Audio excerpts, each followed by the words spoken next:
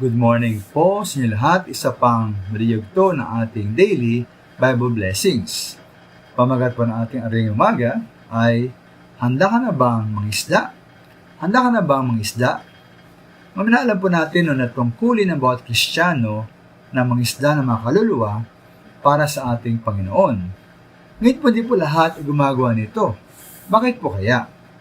Sa gamitin mga minamahal, gamitin ng ilang larawan ng katotohanan ukol sa paingisan ng mga kaluluwa, ang pagtawag po ng ating Panginoon Yesus kina Simon at Andres sa Mark chapter 1. Dito po ay roon, sinabi ni Jesus sa kanila, "Sumunod kayo sa akin at kayo gagawin kong may isda ng mga tao." Pagkasabi niya, ito'y agad iniwan ng magkapatid ang kanilang mga lambat at sumunod sa kanya. At di po makita dito una-una mga minamahal, na bago sila maging mga isda ng mga kaluluwa ng ating Panginoon, lalo muna silang sumunod sa ating Panginoon. Kaya po sa ating limbawa, ating pong nais na gamitin ng Panginoon para mangisda ng mga kaluluwa at mabagi ng Ebanghelyo, dapat tayo munang sumunod sa ating Panginoon Yesus.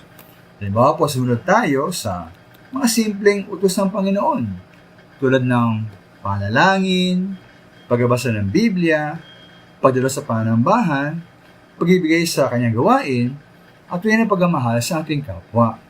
Ikalawa po, bago sila sumunod sa ating Panginoong Yesus, upang maging mga mangisa ng mga kaluluwa, kailan pong iniwan ang kanilang mga lambat.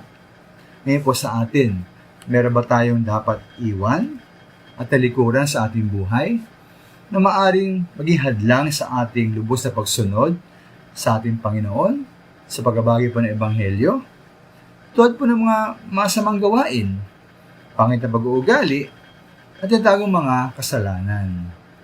Kaya po maminama, isa po napakalaking pribileyo na magamit ng ating Panginoong Yesus sa kanyang gawain, lalo na po sa pagbabahagi ng Ebanghelyo. Ngunit, handa ba tayong maging lubusang masunuring alagad ng ating Panginoong Yesus?